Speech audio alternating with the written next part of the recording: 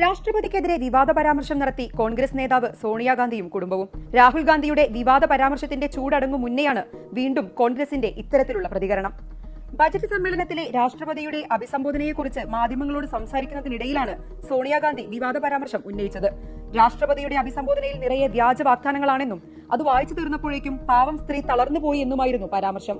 രാഷ്ട്രീയ പ്രസ്താവനകളിൽ പൊതുവെ പ്രതികരിക്കാത്ത രാഷ്ട്രപതി ഭവൻ വിഷയത്തിൽ അപലപിച്ചുകൊണ്ട് പത്രക്കുറിപ്പ് പുറത്തിറക്കി. ഉന്നത പദവിയുടെ അന്തസ്സിനെ വ്രണപ്പെടുത്തുന്ന പരാമർശമാണ് കോൺഗ്രസ് നേതാക്കൾ നടത്തിയതെന്നും പ്രസ്താവന അസ്വീകാര്യമാണെന്നുമായിരുന്നു രാഷ്ട്രപതി ഭവൻ പ്രതികരിച്ചത്.